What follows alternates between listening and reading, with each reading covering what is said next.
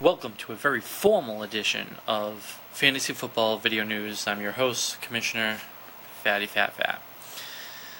The big news here is the trade, obviously. I didn't expect to talk about trades. This is usually the day where I speak about power rankings, but instead we're going to focus on the trade to start with here. Let's take a quick look at what happened.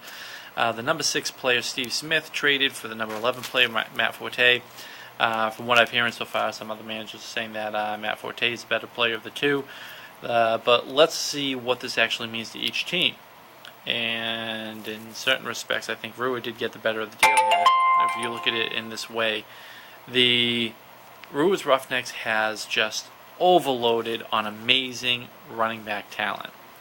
Great trade bait, something you typically like to do over the period of the season when all of a sudden there's a need.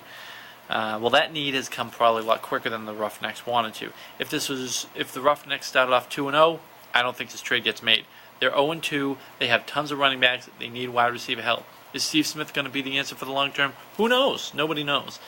But is Matt Forte probably a more dependable person? Yes. But they can part with Forte, and they're going against who I have ranked as a number 1 team in the league, the Prestige Worldwide, and are facing a very likely 0-3 start if they can't beat Prestige Worldwide.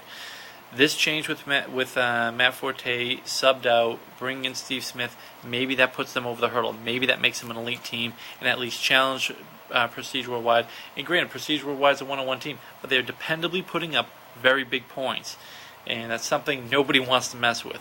A lot of people think Shazam or Chips should be put up there as a top team in the league. Not the case.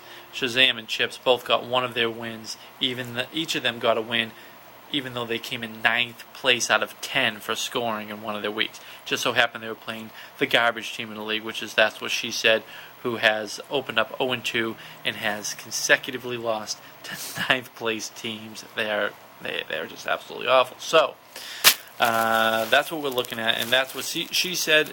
Obviously, all these 0-2 teams, this is not a must-win situation, but it's tough to come back from an 0-3 start.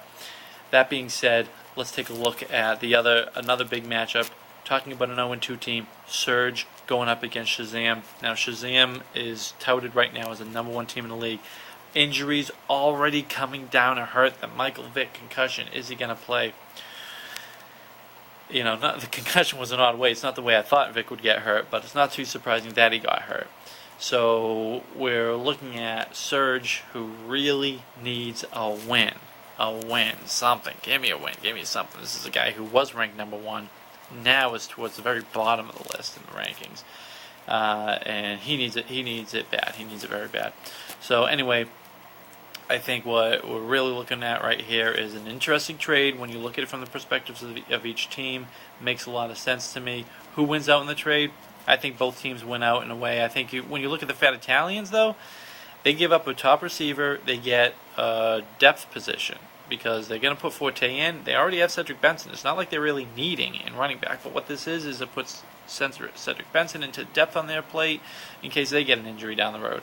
Rua's Roughnecks still have job at best for the bench for a backup. So, I think both teams are good. I think Rua's team improves more. I think Fat Italians improve more in the depth way, maybe for the long haul. So, Rua cashed in early. And we'll see if the plan works out, and whatever other trades come down. We know there's lots of teams trying to wheel and deal. We'll see what happens. We'll probably get one more video news in before the week, but maybe not. We've talked about a lot of stuff here.